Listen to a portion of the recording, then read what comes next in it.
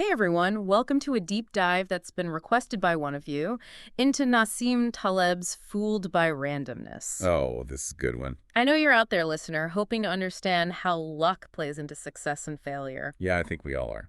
Well, we're going to uncover some pretty interesting ideas from this book. Get ready to have your assumptions challenged. That's exactly what Taleb is best at. Hmm. This book really digs into how much of life is driven by luck rather than skill. Hmm. And honestly, I think that's a good thing once you understand it. Yeah, it definitely seems like one of those things that's easier said than done, though. Absolutely. That's why we're doing this deep dive. So one of the concepts Taleb introduces pretty early on is the lucky fool. Yes. What exactly does he mean by that? Well, the lucky fool is basically someone who achieves success, Both. often in fields like finance or business, but they think it's all because of their amazing skill or strategy. Right. They're the ones who make one lucky investment and suddenly, boom, you're Warren Buffett. Oh, yeah. I think we all know at least a few people like that. Of course. It's more than just a funny observation, right? What makes the lucky fool so important to understand? Well, I think it really highlights the importance of humility, recognizing that not every success, no Mhm. matter how impressive it is entirely earned. Sometimes it's just being in the right place at the right time, Right, right. or even just, avoiding a disaster that hits other people. Yeah. And I imagine that recognizing this can be kind of freeing in a way. For sure. It takes the pressure off of always having to be perfect. Absolutely.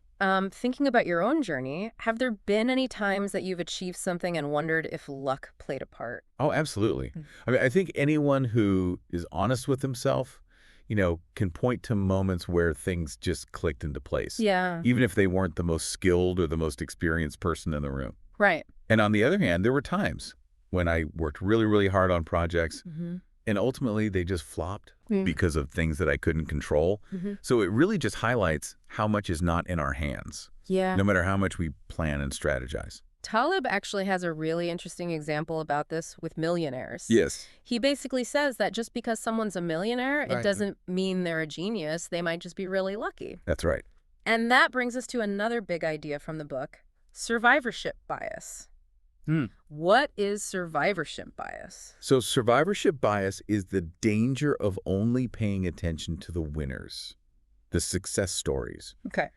without acknowledging all the countless others who followed the same path but didn't make it. Mm-hmm. It's like looking at the tip of the iceberg but not realizing how massive the hidden part below the surface is. Right. It's like assuming that everyone who moves to Hollywood becomes a star. Exactly. We only see the ones who made it. And that can really distort our view of reality, right? For sure. So how do we combat this bias? Should we just start reading biographies of failures? Well, that might be a bit extreme. Okay, yeah. But in a practical sense, it's really about seeking out different perspectives, not just focusing on the most obvious or celebrated example. It's about, acknowledging that failure is part of the process and actually contains really valuable lessons. Yeah. This reminds me of the story that Taleb tells about Tulip, who was this trader who did really well in a bull market, which, for our listener, is when the stock market is on the rise. Right. Everyone thought he was a genius until, of course, the market turned down. Happens every time. And so Neera's story really illustrates how past performance, as they say, Yeah. doesn't guarantee future results. Yeah, he was just riding a wave of luck, which happens a lot, especially in investing. Okay. People think that a temporary upswing means they have genuine skill, but then, bam, they crash and burn when things change. It's a cautionary tale, especially in a world where we're just bombarded with financial advice. Absolutely. People claiming to be experts. How can we, as everyday people, use this knowledge to make better financial decisions? Well, I think it all comes down to being skeptical. Okay. Don't just blindly trust anyone who says they have all the answers, especially about something as unpredictable as the stock market. Right. Do your research, diversify your investments, and remember that past performance isn't always going to predict the future. Yeah. It's about recognizing that there's always this element of randomness. Absolutely. Sometimes the best strategy is just to manage risk and be prepared for the unexpected. That's exactly right. And speaking of unexpected, that leads us to another super important concept from the book, the problem of induction. Taleb uses a really interesting analogy to explain this, the story of a turkey. Okay, I'm intrigued. Tell me about this turkey.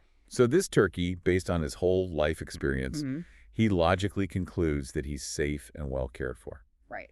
You know, he thinks he's going to get fed every day, just like he always has. Right. But then, well, Thanksgiving comes around. Oh, no. Poor turkey. Yeah. That's a funny image, but a really powerful way to illustrate how past trends don't always predict what's going to happen in the future. Exactly.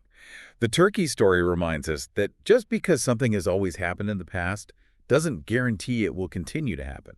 Yeah. And that applies to so many parts of life, not just investing. So how do we avoid becoming the Thanksgiving turkey in our own lives?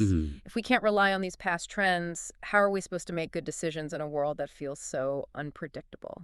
Well, that's where understanding our own cognitive biases comes in. Right. And that's something we're going to explore in part 2 of our deep dives. Welcome back to our deep dive on Fooled by Randomness. Yeah, I'm really enjoying this one. Me too. So last time we were talking about how our own minds can kind of trick us into seeing patterns where there might not actually be any. Exactly. We were getting into cognitive biases and how those can really lead us astray. Yes. Especially when we're trying to make sense of random events. You know, it's funny because our brains are naturally wired to look for patterns. Right. And create stories out of things. Yeah. Even when we're faced with totally random stuff. It's like we crave order. We want things to be predictable. Absolutely. So we just connect the dots even when there's no real connection. That's right. And that tendency leads to all these fascinating cognitive biases that Taleb talks about. Yeah, and you mentioned one earlier, hindsight bias. Yeah. Can you remind me what that is and why it can be a problem? Hindsight bias is that I knew it all along feeling. Oh, yeah. You know, after something happens, you convince yourself that you predicted it, right? Even if you didn't really have any reason to think it would happen. Oh my gosh, I do that all the time. Especially with things like election results or big sports games. It always seems so obvious after the fact. Yeah, exactly. And before it happened, I probably would have guessed totally differently. Exactly. So hindsight bias basically distorts how we remember past events. Okay. And it makes us think we're way better at predicting the future than we actually are. Oh, interesting. It can make us overconfident and less likely to, actually learn from our mistakes. So how do we, combat this bias? Should we be keeping, detailed journals of all of our predictions? You could. I mean, I'm not sure I'd recommend that. Okay. But I think more broadly, it's about being skeptical of our own memories. How we interpret things that happened in the past. Right. Acknowledging that we don't have all the information and our perspective is always limited. Right. Being a little more humble. Exactly. Just realizing we might not be as good at predicting the future as we think we are. And that leads us to another bias, right? Yeah, another tricky one. Confirmation bias. Okay, so tell me about confirmation bias. How does that one work? Confirmation bias is basically our tendency to favor information that supports what we already believe and to dismiss anything that contradicts our beliefs. So we just look for evidence that proves our point, even if it's not very strong evidence. Exactly. And we tend to ignore or downplay anything that challenges our worldview. It's like we build these little echo chambers around ourselves. That's a great way to put it. Yeah. We filter out any dissenting voices or evidence that might make us question what we think. Yeah, and that makes it almost impossible to have, productive conversations and debates because everyone's just talking past each other. It's a real problem. Stuck in their echo chambers. And it's tough to overcome. We have to really make an effort to look for diverse perspectives. Yeah. Yeah. To listen to viewpoints that we disagree with. Right. And, to think critically about information before we decide that it's the truth. It's about realizing that we all have biases. Yeah. And the first step is to just admit that so we can start to work on it. Exactly. And, this goes back to one of Taleb's major points. Okay. This idea of intellectual humility. Oh, right. We have to be open to the possibility that we might be wrong about things. Yeah. That our understanding of the world isn't complete. Yeah. And there's always more to learn. I love that. Approaching life with curiosity and a willingness to be surprised. Absolutely. Being open to new information, even if it challenges the things we feel comfortable believing. So, speaking of challenging assumptions, I think it's time we revisited this idea of fat tails that we talked about earlier. Oh, yeah. Let's get back to that. So remind me what fat tails are. Okay, so fat tails refer to those really extreme events. Okay. The ones that are pretty unlikely, but that can have a huge impact if they do happen. Right. They're those black swan events, The market crashes, the pandemics, the things that totally change the course of history. Wow. Okay. So it's not just about understanding what's most likely to happen. No. It's about understanding that those rare, unpredictable events could have the biggest effect on our lives. Exactly. And that's where a lot of people make mistakes. We tend to focus on the predictable things, the stuff that's happened consistently in the past. Yeah. We build our plans and our expectations around the average without really considering those outlier fat tail events. That makes me think about how people use past performance to make investment decisions. Like they assume that the future will be just like the past. Right. But Taleb's saying that's a risky assumption. Yeah. The problem is we're not that good at figuring out how likely those rare events are. We underestimate how often they happen and how big of an impact they can have. Right. That can give us a false sense of security, especially when it comes to things like finances and risk management. So how do we deal with these fat tail events when we're making decisions?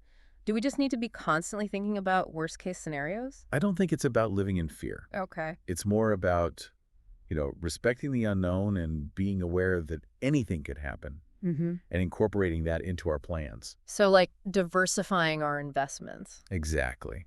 Building in some safety nets. Yeah. And just being mentally prepared Right. that things might not always go the way we expect. Right. Being adaptable. Exactly. Being resilient Yeah. and having the strength to deal with those unexpected challenges when they pop up. Which inevitably they will. And that brings us back to stoicism, right? Right. Which we talked about earlier. Yeah. As a way to deal with uncertainty and randomness. That's right. So how does stoicism help us to cope with these fat tail events? Well, imagine a stoic, right? Mm. And suddenly there's a market crash or some kind of natural disaster. Okay. They wouldn't panic. Yeah. They wouldn't waste time worrying about things that are outside their control. Right. They would focus on what they could do. Okay. They would ask themselves, Yeah. what can I do to minimize the damage? How can I adjust to this new situation? What can I learn from this experience? So it's about shifting your focus from why is this happening to me to what can I do about it? Exactly. It's about taking responsibility for how you respond to things, even when stuff is happening around you that you can't change. It's not about like passively just accepting anything that happens. No, not at all. Yeah. It's about actively choosing how you react to those events. Mm. It's about finding strength even when things are tough and using those challenges as opportunities to grow. I really like that. It's like acknowledging that life is full of surprises and what really matters is how you deal with them. Exactly. It's about being resilient. So it's not about being immune to challenges No, or pretending that bad things don't affect us. of course not. It's about developing the mental and emotional tools to get through those challenges That's right. and come out stronger on the other side. Exactly. I think I'm really starting to understand how all these concepts, from fooled by randomness, Me too, yeah. all fit together. They really build on each other. Yeah. It's like a whole framework for understanding how the world works. Right. Understanding that chance plays a big role and just learning to navigate uncertainty with more awareness. Zen. Yeah. And more resilience. And I think that's one of the most valuable things that Taleb offers in this book. I agree. It's not like a set of rules. Right. Or a formula for success. Yeah, it's more like a way of looking at the world. Yeah. A lens that helps us see things more clearly and make smarter decisions. It's about recognizing that we don't have all the answers Right. and that things happen randomly. Yeah. And the best we can do is approach life with curiosity, humility, Yeah. and just be willing to learn and adapt as we go. So I think it's time to wrap up this part of our deep dive. Okay. Join us for the next part as we explore some practical takeaways Yeah. from Fooled by Randomness Mm-hmm. and how you can actually apply these ideas to your own life. Welcome back to the deep dive. We've been exploring Fooled by Randomness, and I'm curious, what's sticking with you from this book? There are a lot of great points, but I think what resonates most with me is this idea that so much is outside of our control. Mm. It's not about giving up or anything. Mm-hmm. It's more about shifting our focus to the things that we can actually change, like our reactions, our decisions, our outlook on things. It reminds me of that serenity prayer.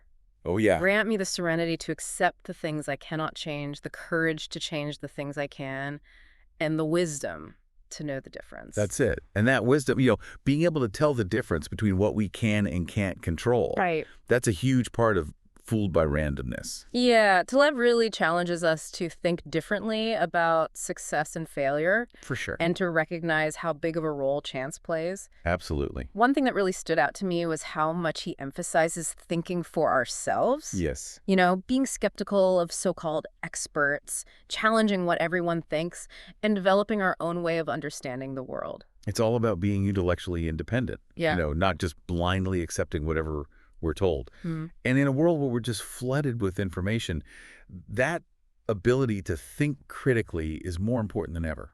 I think about how easy it is to just follow the crowd, Oh, yeah. especially with things like investing or picking a career. Absolutely. Everyone's always chasing the next hot thing, but like Taleb says, Yeah. past performance doesn't guarantee anything. Right. And that's why it's so important to understand survivorship bias. Yeah. And the problem of induction. Right? We can't just rely on past data or only focus on the successes. We need to think bigger, be open to the possibility that things might not go how we think they will. A lot of this book is about navigating uncertainty, right? Yeah, for sure. And that can be pretty scary for a lot of people. Of course. I mean, we like to feel like we're in control. We want things to be predictable. Absolutely. But the world's just not like that. Nope. And I think that's where stoicism is really helpful. Well, yeah. It gives us a way to cope with that. Yeah. It's not about ignoring our emotions. No. It's about choosing how we respond to things, Absolutely. focusing on what we can control, and finding peace in the middle of all the craziness. It's about realizing that life's a journey. Yeah. It's not about the destination.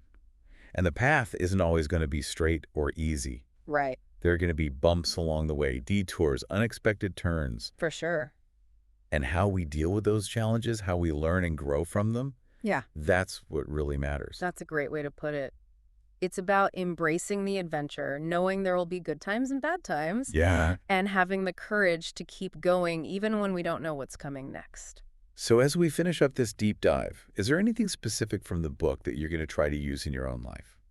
For me, it's remembering to question my assumptions and be open to different perspectives. Yeah, it's so easy to get stuck in our own way of thinking. It is. But the world's a lot more complicated than we realize. Absolutely. What about you? I think I'm going to work on developing that stoic mindset. Yeah. Not in a way that makes me emotionless or anything, but in the sense of focusing on what I can control, accepting the things I can't, and finding that inner strength Yeah. to handle whatever life throws at me. And remember, it's a process. It takes time. Exactly. We're all going to have times where we get overwhelmed Yeah, or let our emotions get the best of us. absolutely. But if we keep reminding ourselves of these principles, Yeah. we can start to change our perspective and be more resilient. This has been a really great conversation. I hope our listener has enjoyed this deep dive into Fooled by Randomness. Me too. It's a book that really makes you think differently about things. It does. It helps us to embrace the unknown and understand how much of life is driven by chance. Absolutely. And to our listener, we encourage you to keep thinking about these ideas. Yeah. See how they connect to your own experiences, and maybe even pick up the book yourself and dig in some more. Thanks for joining us on the deep dive. Keep exploring, keep asking questions, and keep learning.